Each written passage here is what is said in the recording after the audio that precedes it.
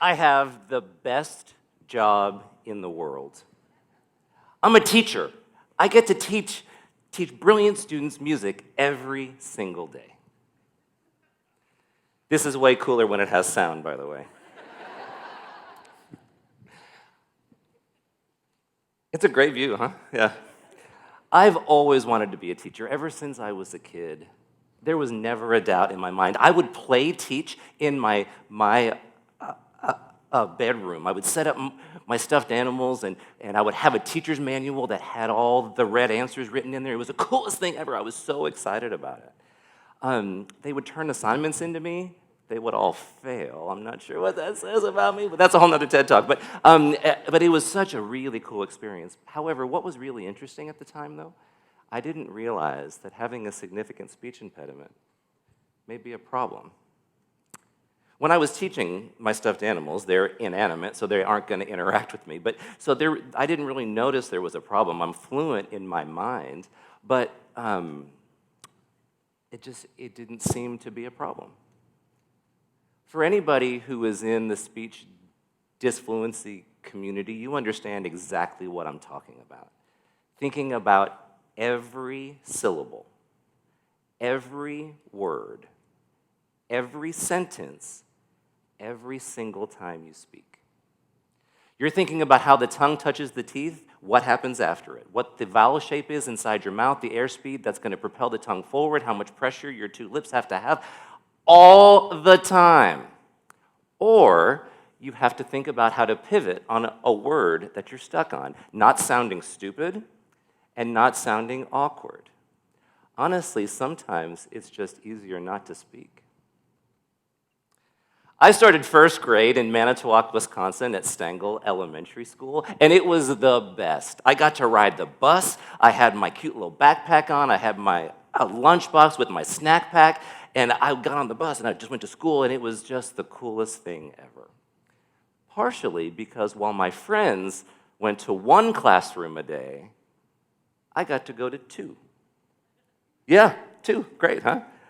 I would start in my homeroom in the morning, and then in the afternoon, I got sent to a special room. And man, that room was great. There were activities. We would tell stories to each other. We'd play games. We'd finger paint, and it was delicious, especially the red one. And it was, oh man, I just loved it. There were about 10 students in there. A couple of them were in wheelchairs, and we all had our own teacher's assistants, and I just really enjoyed my time in there. Then after a couple hours, they would send me back to my homeroom, and I would finish out the day. I had no idea at the time that that was the special education room. My speech was so bad, they didn't know what to do with me. Just to give you an idea, the speech that I've given thus far, if I said it when I was a kid, it would have taken over 15 minutes. Pretty remarkable when you think about it. So I started therapy, intensive therapy, at around this time, where I would go to the outpatient hospital in Manitowoc, and my friends were all playing outside, but I couldn't do that because I had to go to therapy every day. And it was brutal. It was exhausting. Let me just give you a taste of what it's like to be in our shoes. Let's do a little audience engagement game, okay? You're going to introduce yourself to the person next to you. Not actually, but let's just pretend this, okay? You're going to do a short bio, 5 sentences. Hi, my name is John. I'm not very smart. I play the tuba. I like pizza, whatever you want to say. Okay, does everyone have their 5-sentence bio or their 5-sentence bio? When I say go, you're going to silently start to say your bio. Every time I say the word change, you're going to change the word from what you were going to say to something different because your throat is locked, your lips are locked, your tongue is locked. You can't say it. But you have to sound smart, and it has to be coherent. Everyone understand the parameters of the game? Go. Change. Change. Change. Change. Change. Change. Change. It's easier not to speak, right? Yeah. That's what we do every single time we talk. Imagine me giving a TED Talk doing that. By the way, thank you for coming to my TED Talk. I've always wanted to say that. But, yeah. Hilarious. Thank you. So, therapy, as I was saying, was absolutely brutal. One of the reasons is because of this. I still twitch when I think about it. This is the rainbow passage. It is deviltry, it is Satan, and it has every syllable of the English language in it. Just to put it into perspective for those of us that stutter, having to read this is like climbing Mount Everest without safety gear. It is cruel, it is torture, and I hate it. The second which would logically be, why are you looking at shrimp? I used to have to call the Piggly Wiggly, which is a grocery store up in the Midwest, and I used to have to ask for things. By the way, that Piggly Wiggly has a lot of damn things in it, and I think I've asked for all of them. During this time, though, my SH syllables were brutal. Having to call and ask for shrimp, I am serious about this. I rarely order this in public, and I will never cold call somebody for reservations or for anything. I'm still triggered to this because it was so significant. But I'll tell you what, I am so thankful my parents and speech therapists forced me to do this because they were realizing that I was starting to implode. I was starting to retreat because I felt like I was different for the first time in my life. And I didn't know what to do with that. But then I found bands. Yes. And I started playing trumpet, and it was awesome. I switched to tuba, which is God's instrument, but I switched a couple years later. But I'll tell you what, band, that instance fundamentally changed me as a person. My life changed. I love music, I love the social aspects, but I don't have to talk with using words. And that's remarkable. Then, before my sophomore year, I moved to the stars at night are big and bright, deep in the heart of Texas. I moved from Manitowoc, Wisconsin to Austin, Texas. And I am in the Westlake High School band, which at the time was one of the best in the country. And my mind was blown. This band was so good. And I remember vividly, after a concert my junior year, we were playing a piece by Vincent Persichetti, and it hit me like a 2x4 to my forehead. The angels came out and were singing. Now, while I knew I wanted to teach, I didn't know what until that moment. At that moment, I wanted to be a band director. And everything changed for me. I was so excited to teach. I went to my undergraduate institution, and I was so excited. I was such a nerd. I was a music education major with a tuba emphasis and a philosophy minor. You can imagine how cool I was. And and it was awesome. I was practicing my instrument every day. I was going to class. I was in the public schools. I was teaching private lessons. And oh man, I just loved every second. And naturally, I was a really good student. And so I got straight A's. I did all the committees, all the things, which is why I didn't think it was strange to get an email from the director of the School of Music at the time saying, "John, we would like to see you for a meeting." Okay, I'm like, all right, they're probably just going to ask me to be in a committee or a focus group or something. So I just walked downstairs and carried my tuba, which at the time was as big as me, and I put it in the hallway, and I walk into the room. And in the room was the director of the School of Music, the chair of the music education department, two other people I didn't know, and a university attorney, right? I'm going, hi. Everybody okay in here? Here's what they said. John, we want you to change your major. You're going to be a failure as a teacher because of your speech impediment. What? Because of your speech impediment, we don't think that you're going to be a successful teacher. My world in that moment collapsed. Like I was done. All I've ever wanted to do was teach kids. I looked up to these people. I revered these people. I revered this institution. And all that I heard was, we are embarrassed by you, you're not going to be great, and we want nothing to do with you. By the way, it's our job as college professors to prepare our students for anything. And they failed miserably in that moment. Can you imagine that? So I'm sitting there. I grew up in a very old school Italian household, and I was told never disrespect an elder. So I'm sitting in my seat. I am shaking with embarrassment, with anger. I'm trying not to lose it. Like, I'm not an emotional person, but I'm trying not to cry. I'm trying not to throw up. I'm trying not to do all the things. I let them finish. I stand up. My knees are shaking. And I'm like, thank you for your opinion. But with all due respect, watch this. And I walked out the door. Yeah, thank you. Thank you. Now, I was pretty upset, obviously, and I used to call home every Sunday when my parents were living. By the way, I've been thinking about them a lot lately because actually a couple months ago, 2 months ago actually, while I was writing this speech, they were killed in a tragic car accident. And so, yeah, it's just been a tough time. But I can tell you, though, I've been thinking a lot about them. And I called home that day, and they were like, John, everything okay? So I told them the story. I didn't know what to expect, but for anyone who knows my father, I should have known what was coming. He said, I'm going to give you some advice, so I'm going to pass that along to you. Is everybody good with that? Okay. First, stop crying, or I'll give you something to cry about. Stop feeling sorry for yourself. Nobody gives a damn. You think your life is hard? You have no idea.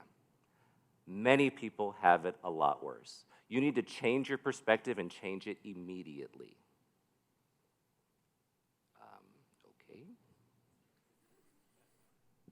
Okay. He then said, when someone says you can't, you show them exactly what you're made of. You grab the bull by the horns, you pass your beer to somebody and say, watch this. Go blue. So I did. I got my first job when I was 22 years old. Griffin Middle School at the time was one of the best band programs in all of Texas. And I'll tell you what, I wanted to email my undergraduate institution so badly because they hired me. And I didn't. I took the high road. But I'll tell you, middle school was great. And I was nervous. I was only 22 years old, walking into a classroom where I was only 8 or so years older than the students that I was teaching. I'll tell you, though, 3 things that I instantly realized. Number one, my students were unbelievably supportive of my speech impediment. Second, I was pretty damn good at teaching band. And third, I was starting to build confidence again. I was starting to feel like myself again, which was really great. 11 through 14-year-olds are awkward.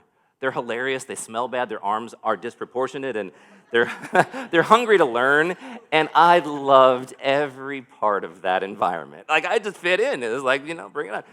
But what I didn't love was the salary. So I decided to go back to school so I could get paid more. I go to the University of Oklahoma, Boomer Sooner, where I can practice my craft. I was a conducting performance major, and by the way, if anyone hasn't seen a conductor score, that's really what they look like. They give doctorates in that, by the way. Pick up stick, wave it around, doctor. Anyway, so I was so excited to go to school. I was practicing my artistry, refining my conducting technique, and just learning the 2,000 years of Western music, and it was just awesome, and I loved every single second. I just loved every second of it. I stayed, got my master's degree, took me 2 years, and then I stayed for my doctorate, took me 1 year and 10 months.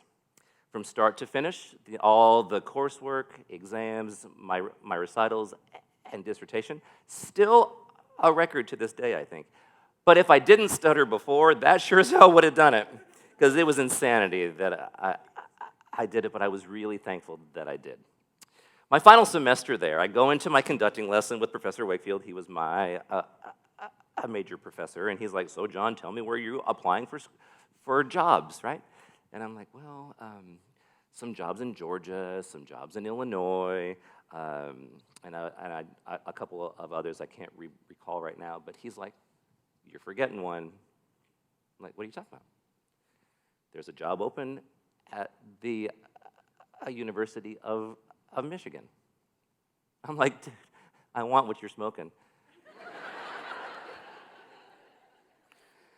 The University of Michigan is one of the top-rated public institutions of higher education in the world, one of the top schools of music in the world, the premier band program in the world. People go there at the peak of their professional career to go and end it there. They don't start there. I'm like, there's just no way. Professor Wakefield used some choice language that told me how much of a dumbass I was being, and he said, "You will apply." So I said, "Yes, sir," because I would never disrespect an elder. And I applied, and then we like go to lunch, have a pizza. I don't think anything about it. Then at 29, I get hired at the University of Michigan School of Music, Theater, and Dance. What am I doing here? I appreciate that, by the way. That's better than booze, especially with so many students sitting right here. So I really appreciate that. But so at the time, I was hired as the associate director, and then 5 years later, I was named the 15th director of the marching and athletic bands and the Donald R. Shepard Professor of Conducting. They hired me even though I stuttered. They hired me even though I hate finger paint. They hired me. Admittedly, I may have written that email. And I did.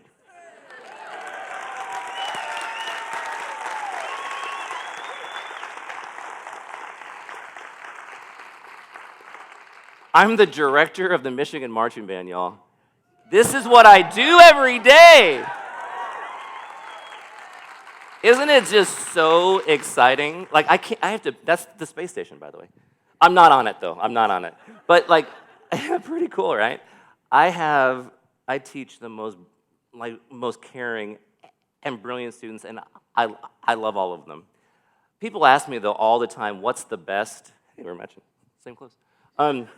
I didn't realize that till now. What's the best part about your job? I say it's very easy. For me, it's just me and the students.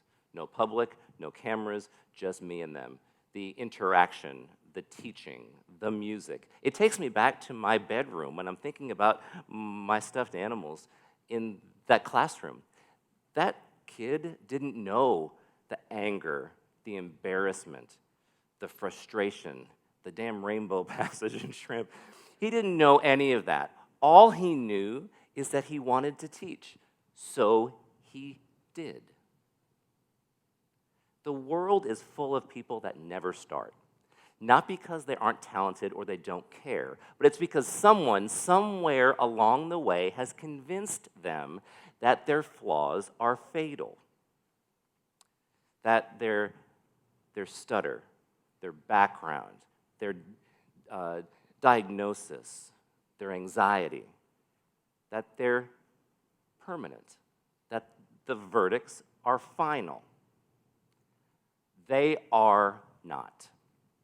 I want to leave you with one thing tonight, and it's this. The time to change your perspective is now. If you feel like you are waiting for something because you're not ready, get the hell up and do it.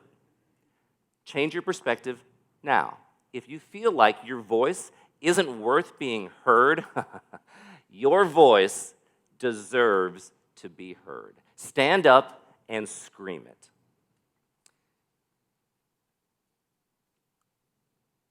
Look, I still stutter. It's still with me. There's no cinematic ending. There's no fairy tale. It's here, and it sucks. But I'll tell you what, I choose to not let it control me or define me. My success and your collective success is not despite your flaw, it's because of it. Does that make sense? Change your perspective. change your perspective. Thank you very much.